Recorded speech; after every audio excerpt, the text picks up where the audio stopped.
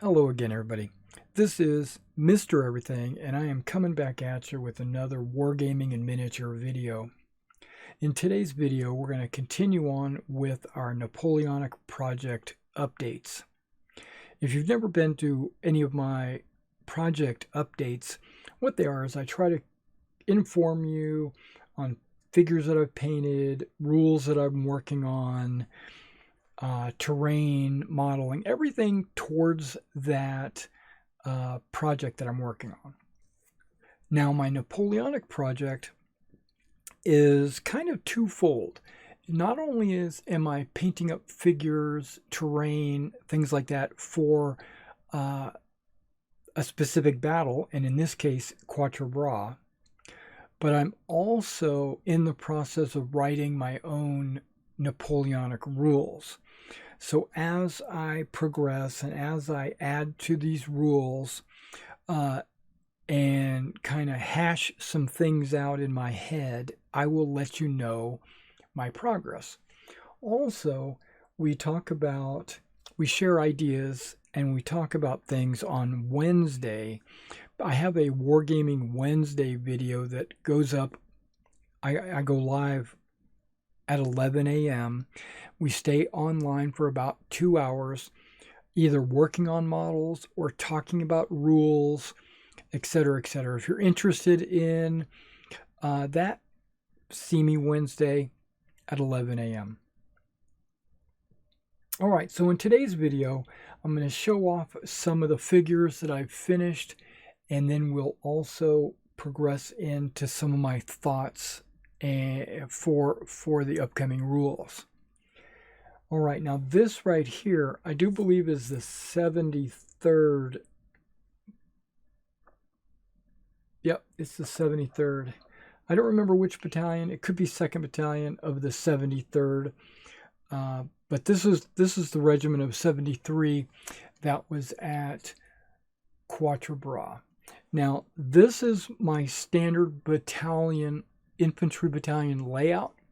We're going to get 6 bases of 4 figures on a 15 millimeter by 40 millimeter base. All right, so this is one of the battalions I just finished. Let me go ahead and get another one of my battalions. All right, now this one is the 33rd Regiment.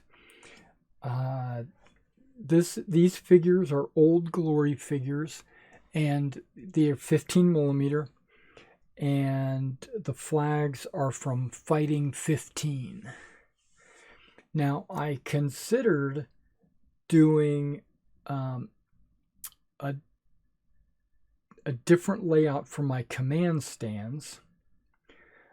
Instead of the 2 individual bases, instead of the command figures being on a base like this, I considered getting 8 command figures and putting them on a solid base of 30, which would be the same depth as 2 bases, by 40. So 40 by 30, because I considered having the regimental flag 1 rank back. So you would have the King's colors on the right and to the front, and then the battalion colors or the regimental colors 1 step back and to the right. I considered that. I have kind of enough command. I've got a couple of officers, a couple of drummers. I even have a sergeant right there. There should be another sergeant like right there as well. Most of these battalions are similar in layout, but I decided just to go ahead and keep everything uniform, put the 2 flags on the same base. This gives me 6 bases instead of but I still think doing a solid base for the command stands would still work out really well. I don't think it would deter from the appearance or the look of the battalion. All right, so this one was the 33rd. Let me get another one. All right, now this battalion here is the 30th, the 30. It has, the yellow facings and everything. You notice how I'm doing the stands with the British Kings and the regimental colors set up just like that, and a drummer and the senior officer. The other officer that's on this stand is actually a lower ranking officer. I think he's a major, and I think he was a colonel.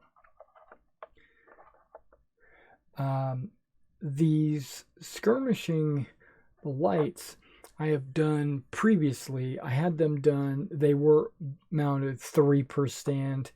So I went ahead and reworked them so that they would fit into the battalion better.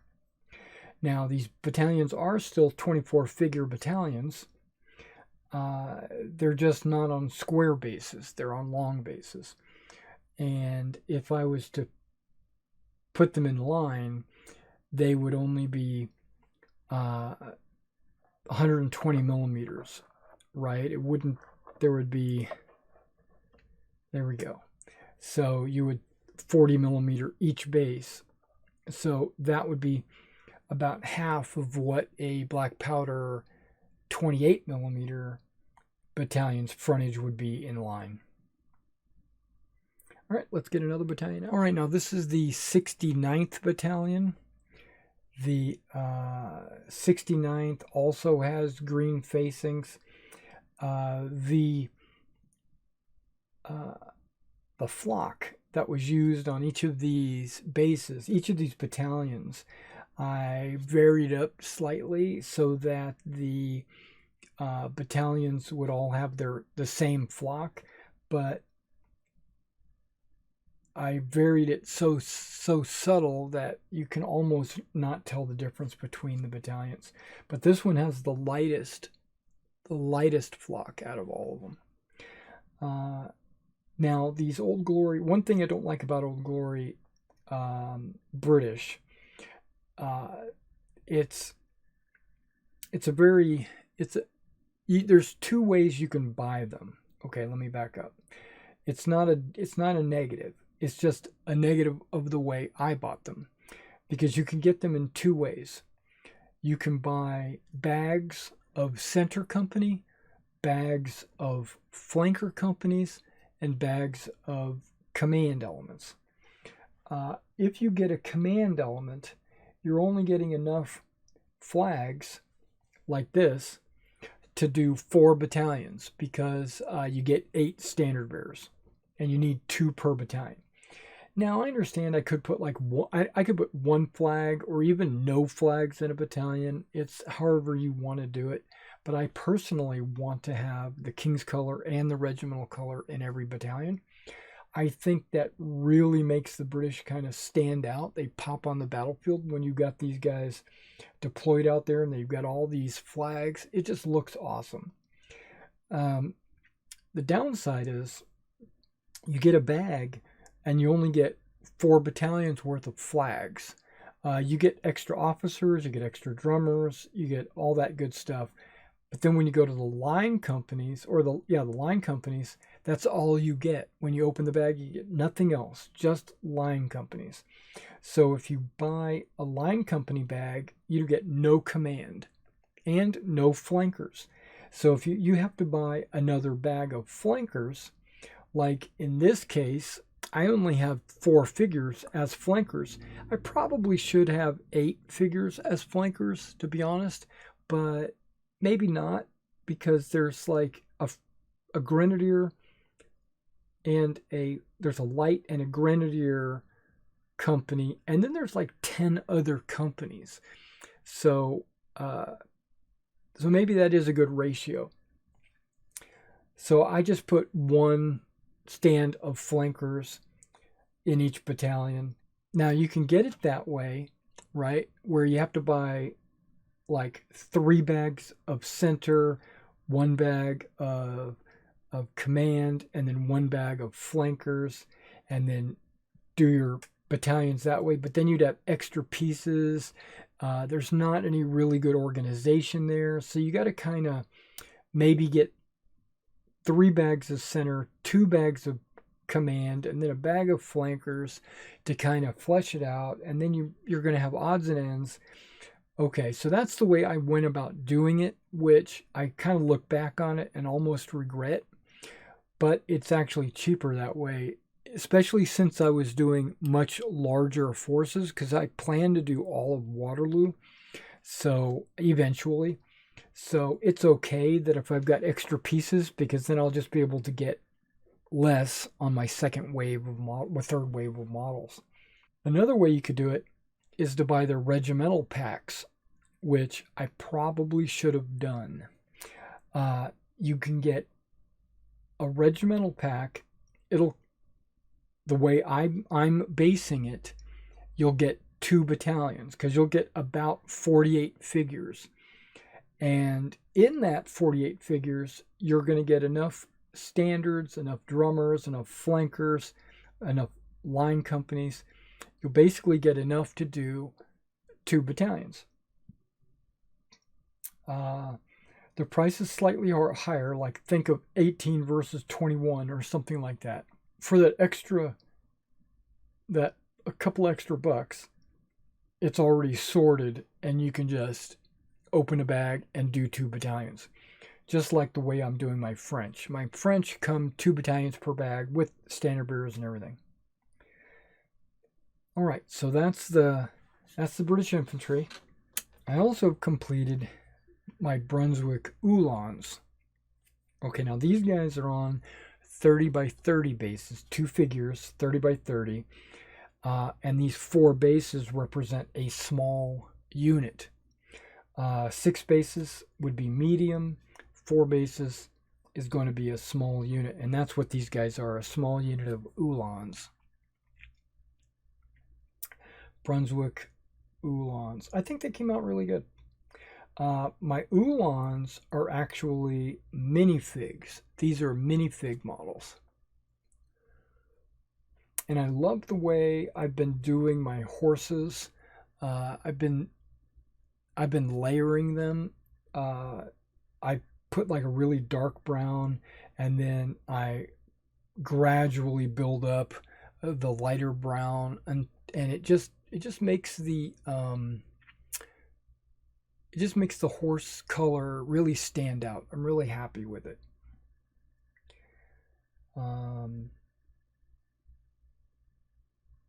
Now these spears are actually just metal spears that I had to cut down to the proper length, because apparently they didn't include any spears with that minifig pack, just empty hands. All right, so that's my Brunswick Uhlans, and these here are my Brunswick Hussars. Now, same thing, 2 bases per, or 2 figures per base, 30 by 30 bases. These are actually Old Glory. The Old Glory packs come with 16 cavalry, so that works out. You can make a large unit in a bag. Now there are a couple of bags that they have that are small units, but it seems like I was looking through most of my bags and they all seem to be fairly large, except for maybe the guard cav. If I wanted to, I mean, it comes with 2 sets of command. What I could do is split this up into 2 small units, right? Or if there was a need in a certain battle that I needed a regular size unit, I just pull 2 figures off, and then I've got my regular unit. But at Quatre Bras, it was a large unit, and 16 figures or 8 bases winds up being perfect. These Old Glory models look really good, and I did the same thing with the horses with the layering.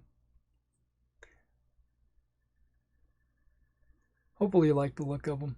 And of course the musicians are have a different colored horse, and the flags, and even on my Uhlans back here, the spear pennants and their flags were, well, they probably didn't actually carry flags into battle, but because of the standard bearer, and I had to make flags. I just like flags on my units, and I know that the Prussians, not the Prussians, the Brunswick Uhlans had these pennants on their lances, which I think almost all lancers did.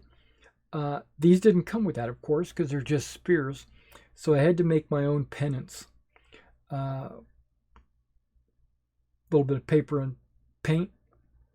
Got it taken care of. All right, now that was my Brunswick Hussars. All right, now these are my French artillery pieces for 2nd Corps. We've got, and each one of these groups is a battery, so every 2 guns is a battery. This is my 12-pound battery. That would be considered Corps artillery, so that's 2nd Corps. And then we've got 5th Division, 6th Division, and 9th Division. So what do we got? We got, see if I got my memory correct, Foy, Jerome, Bachelot. And then this would be Real because it's Corps artillery. So yeah, the Corps. Now I don't have Pyre. Pyre has horse artillery, and that means I would have had to do some horse artillery, which I could have done at the same time because their uniforms are almost exactly the same. There's only like maybe they've got plumes are taller, or they have cavalry swords hanging from their belts, but pretty much they're the same. All right, now these artillery pieces are mounted on 30 by 40 as well. So you're looking at 30 across the front and then 40 in depth. And there's 2 guns per battery. I just think it looks better. If I ever needed to do a half battery, all I would have to do is that. And there you go. You got half of a battery. Obvious. The Dutch might need to do that. The Dutch and the Belgians and the Nassau, I think they have some small batteries. But I'm still going to do 2-gun batteries. And then if I need to portray a half battery, I just will only put 1 on the table. Yeah, these guys came out really good. I struggled on trying to figure out what size base I was going to commit to for my game system. I wanted them to be as thin as the limbers, and I wanted them, so individually they are as thin as the limbers, but when deployed I wanted them to be wider than an infantry base.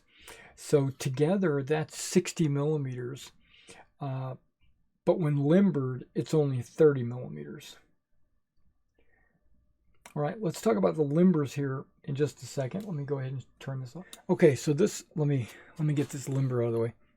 Okay, so this would be a deployed battery, right? Okay, perfect.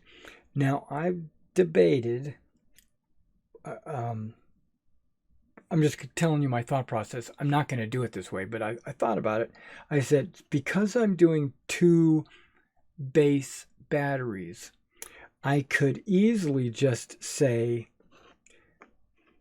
that is a limbered formation because it's much like a march column, right? And if you don't have limber figures, that would be an alternative way of determining if a unit is limbered. And when you unlimber, you just put it out like that. That's really the only 2 formations artillery has. They don't have columns or lines or anything like that. They just have deployed and limbered. Okay, but then I thought, well, I have limber bases I want to use, and I don't want, the way I personally want to do it is to have a limbered base. Plus measuring on the table, remember my inches are about 75 meters, approximately 75 yards. So I say it's 50 to 100, but I'm kind of shooting at about 75 yards per inch, something like that. So a base width here is approximately 100 yards.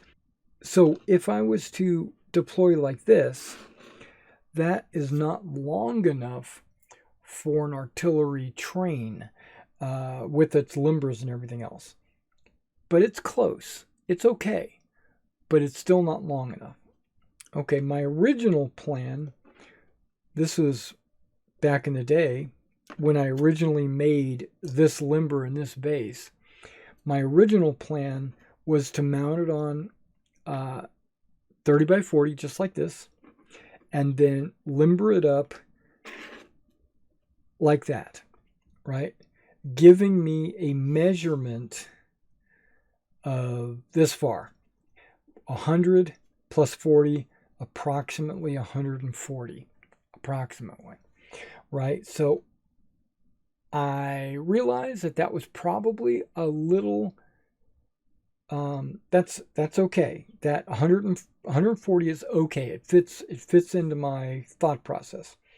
But then when I changed my idea and I committed myself to doing 2 guns per battery, and I think 2 guns per battery just makes the battery look better.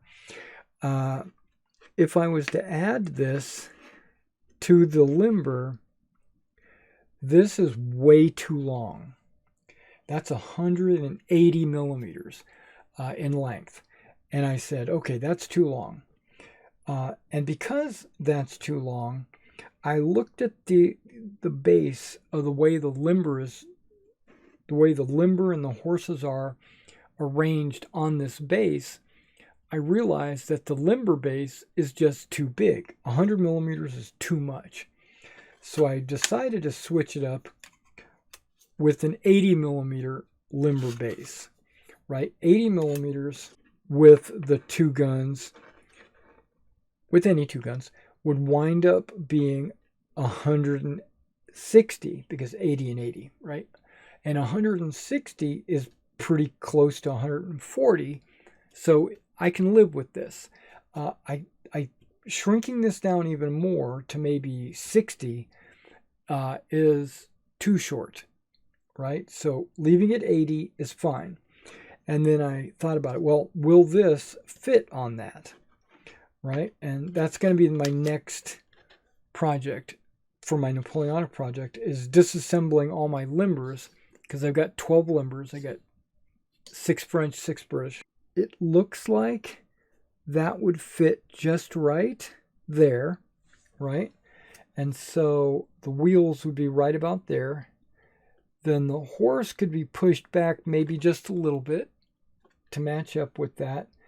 And then this horse could be pushed back just a little bit. And then that'll be perfect. It'll come up. These guys will be about 5 millimeters closer together, and this will be about 5 millimeters closer together, maybe 10. Well, actually, yeah, that's going to be, yeah, maybe 5, maybe 10. 15 millimeters, and then I'm sure I could squeeze another 5 millimeters off the back side of this, easy, maybe even another 10. So I could probably get it down to 80 millimeters, no problem. If I tried to get this under 80, I would probably have to only do a 2-horse limber, which I don't want to do. I want to do the full 4-horse limber. I understand that there's limbers out there that were like 6 or 8 horses, and then these are the limbers that I have. They're 4 horses. I think it works. I'm not too concerned if a player already has this type of a limber, 100 millimeters long, or if he's got a 60 millimeter limber. I'm not too concerned as well, because first of all, I'm not writing the rules as a tournament set where you guys compete against each other. I'm writing it as kind of a little open-ended, so you can use whatever basing size or style that you have.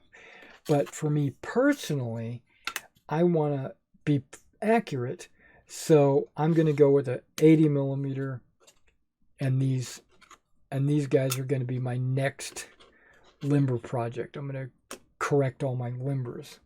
I don't have the French out here, but I've got 4 battalions of French, 4 battalions of British, all the artillery for 2nd Corps except for the horse artillery.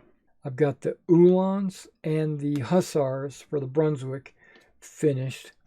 I've come to understand I have these 2 15 millimeter flag sets.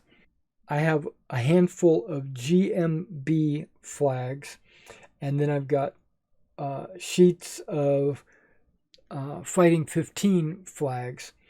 The Fighting 15 flags were the correct size to go on my Old Glory standards.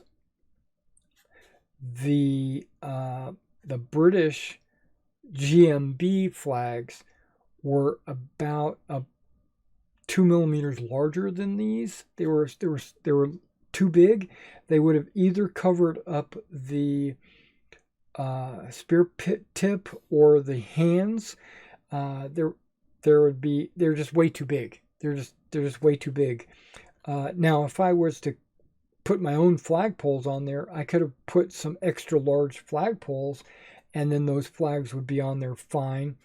But because I'm trying to use the standards that are included, I'm assuming that they're the proper scale length. So I think the Fighting 15s are accurate scale to the flagpoles that are included with Old Glory. If you were doing like an 18 millimeter Napoleonic army, I think the GMB 15 millimeter British flags would fit perfectly on your 18 millimeter flagpoles.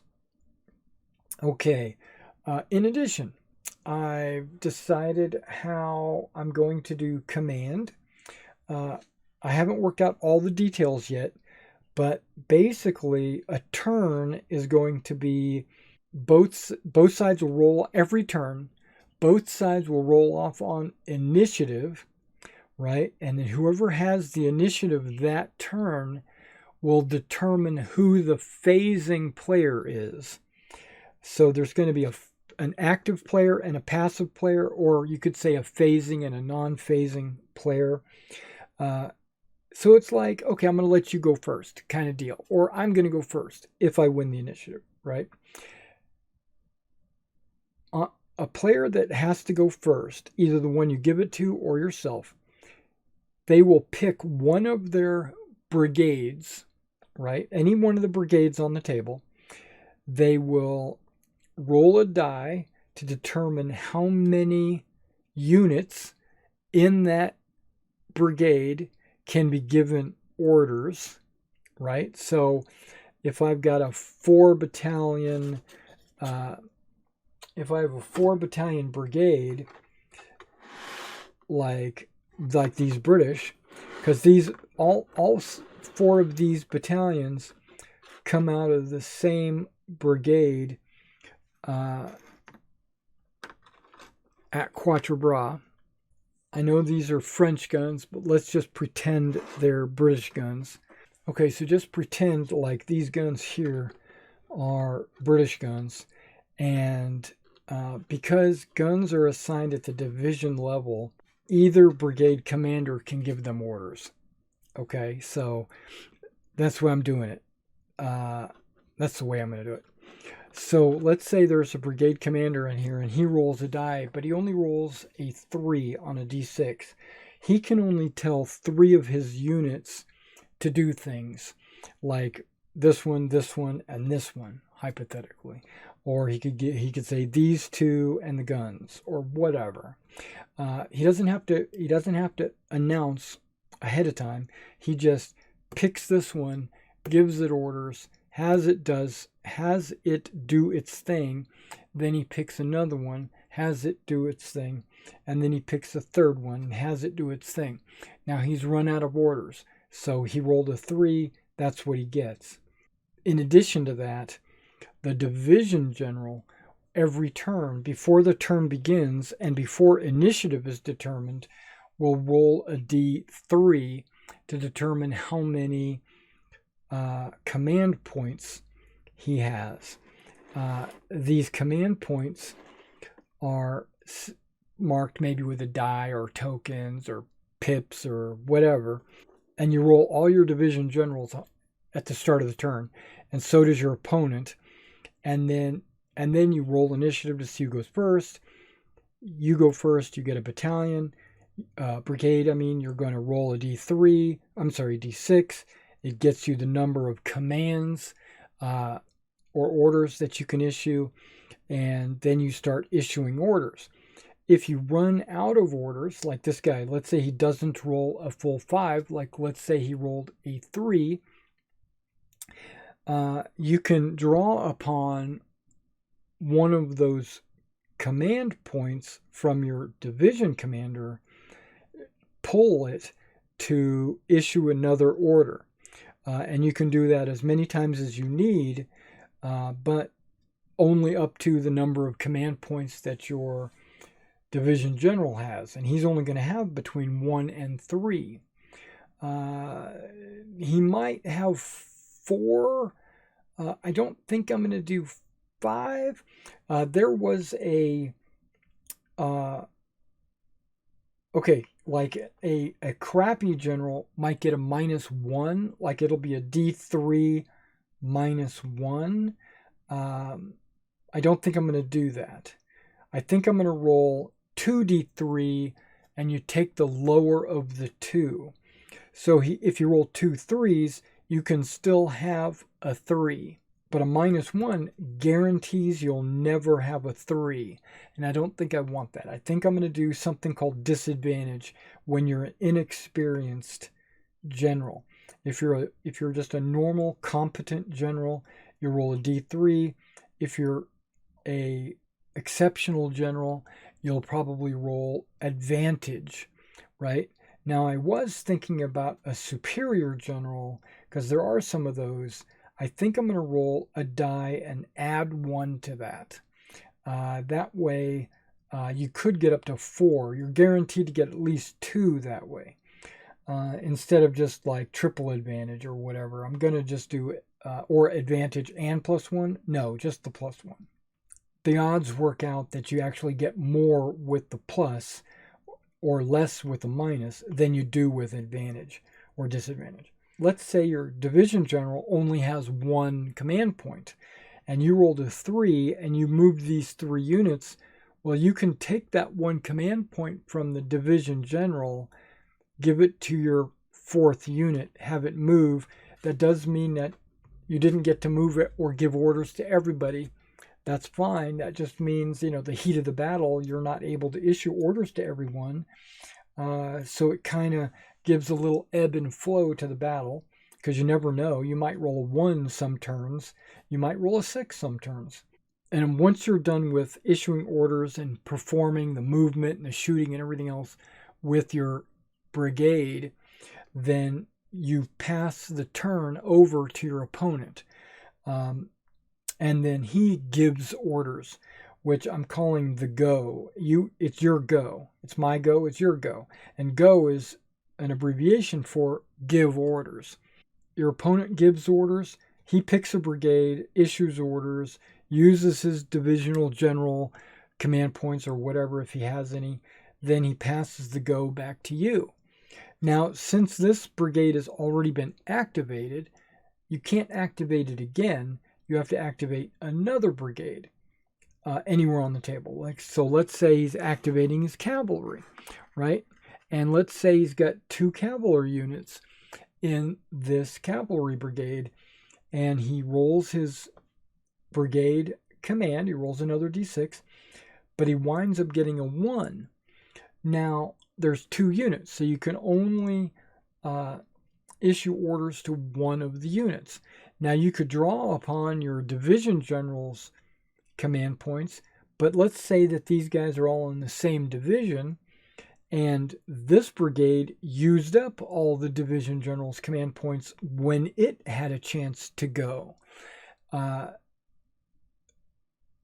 And because the division general's command points are used up, the second brigade that you're moving is stuck with whatever they roll. Now, you don't have to stay with the same division, or maybe we should. I'm not sure how I want to do that. Like you have to do all of the same division. You go back and forth, and then you go to another division. I don't think so. I think I'm going to let players pick whatever brigades they want to move. Maybe I won't do that. Maybe I'm going to make them stay with a single division before they move on to another division. Like, because some divisions have like 3 brigades, then you'll do one, your opponent will do a brigade. When it comes back to your turn, the same division but another brigade will act, and then it'll go to your opponent's turn, and it comes back to you, and you got your 3rd brigade. It has to move. I don't know if I want to do that, but because I could just as easy put a little marker by every brigade commander once their brigade acts. And let's say you've got 8 brigades on the table. Like 5th division has 2 brigades, 6th division has 2 brigades, 9th division has two brigades. So that's 6 brigades. And then you got a couple of cavalry brigades. Yeah, I think you're going to be able to jump around and mark it with tokens. I haven't solved that part out yet. So then what is the reason for having something higher than a division general?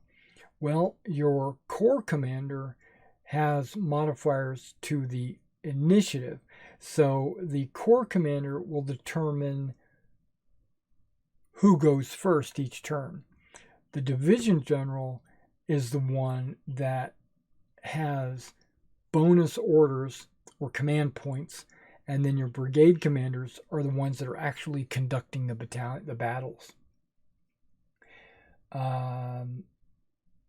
Brigade commanders are not going to have any kind of rating, so there's not going to be inexperienced, superb, or any of that for brigade commanders. They're basically just going to be a focal point for your brigade, and that brigade commander is going to have a inches range of how far he can give orders. So if it's 6 inches and your brigade or your battalion is further than 6 inches from your brigade commander, he cannot be given orders as part of his he'll roll D6, but you can't give orders to this guy. But that's fine because you're going to be moving your own guys around. I am going to make it so that brigade commanders have to be given orders as well. So in this case, let's say there's these 4 infantry and an artillery unit and the brigade commander himself. So that would be 6 bases or 6 units that need to be given orders. And I doubt if he's going to roll a 6 every turn, right? So you'll have to use command points, or you'll just have to stay around the brigade commander. If some units advance and the brigade commander doesn't get an order, well, then maybe you might want to consider moving that brigade commander up instead of just standing there with his thumb up his butt. So that is going to be a player decision. The reason why you give orders to brigade commanders are because they can do things other than just move. I think I'm going to allow them to influence melees. Like if you give an order to a brigade commander to influence a melee, then that, like inspiring words or something, then that battalion, if he's in a melee, will get a plus because the brigade commander used one of his actions to inspire them. Or let's say they're starting to become disorganized. The brigade commander can also do a rally to heal them of some of their disorder or something. I don't know. I'm still working on all this, okay, guys? So don't hold me to this yet. I'm still trying to figure it out.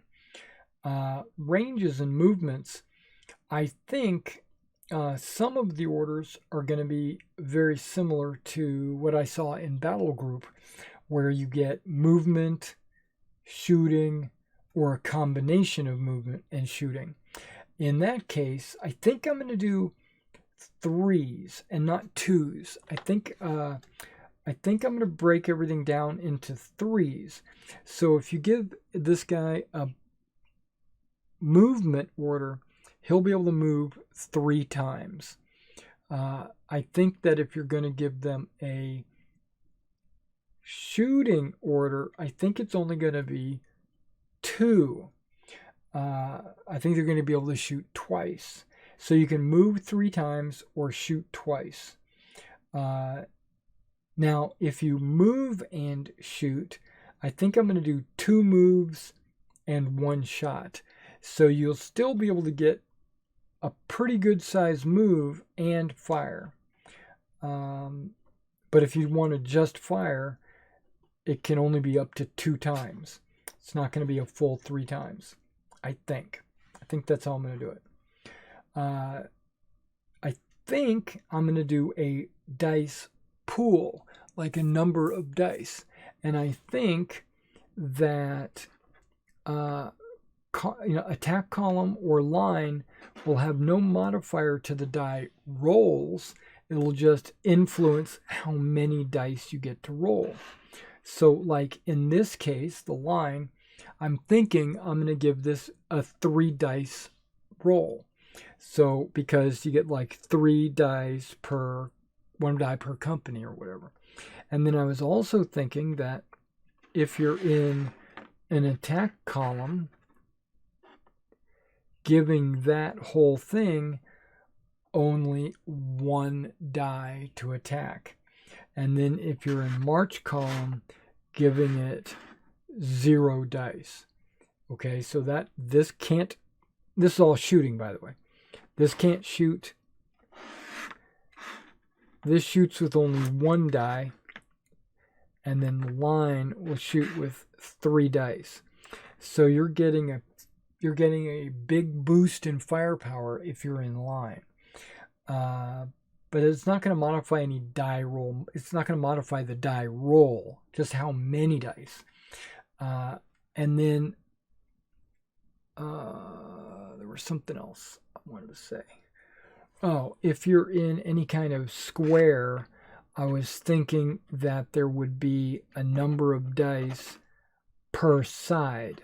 So you can shoot out every side. But if you have like 1 die per side, I think. But that would make it 4 dice. And I think the maximum that I think I'm going to give them is 1 die per side up to the size of the unit. So in this case, a standard size unit is considered a 3 die unit. And the reason why that is because you would have 3 dice in line, right? So that's a 3 die unit. If it was a large battalion, right, it would have 2 more bases, and I would consider that a 4 dice battalion because that's how many dice they would shoot in line. And so in the case of a square, they would get 1 die for every side. Yeah, but if it's a 3 die battalion, then only 3 sides can shoot. So you can't shoot out of all 4 sides. I'm still working on that. Okay, now movement. Remember I said you could get up to 3 moves. Well, there are certain things that will that you can spend those movements on. It's not always measuring inches. One of them could be changing formation. Another one could be rallying your own unit, removing disorder markers. So basically you're spending time in that location redressing and organizing your lines and stuff like that. So I guess I'm going to call it, I don't know what I'm going to call it, redressing lines. So, or it gets rid of disruption, disorder, disruption, I'm not sure how I'm going to call that, maybe disorder, changing formation, moving a number of inches, which I'm shooting at maybe 3 inches per move. So if you used all 3 of them, that's in line. In column, it might be 5 inches. And then in march column, it might be even bigger than that, like 8 inches or something like that. And so if you're in column and you get 5 and you get 3 moves, now you're moving 15 inches across the table. Not too shabby. Yeah, changing formation, rallying disruption, a set of moves. Those are all considered movement factors. You get 3 of them. Shooting, you get 2 of those. And it has to be, you can't get 2 shooting and then leave it up with 1 move. You have to give it a maneuver order, and a maneuver order gets you 2 moves and 1 shot. So part of that move, though, is you could rally 1, you could move a certain distance, and then you could shoot. Or you could move a distance, and shoot. Something like that. All right. Well, that was it for the update. And thanks for coming out and checking this out. Every so often, I'm going to update you and let you know what my thought process is and where we are with the mechanics of the game and things like that. Okay, you might hear me repeat the same thing, but that's because I'm not sure what I said in my previous videos. I'm just basically making sure you understand. And there might be some subtle differences, like issuing orders or ranges or inches and stuff like that. So I don't know. I have started thinking about deploying in towns, crossing obstacles. I've been starting to think about how I'm going to do shooting modifiers and ranges and stuff like that. All of that I'm still kind of in the air trying to figure out. All right, guys. Well, thanks for coming out and checking out my Napoleonic update, and I'll catch you in the next one.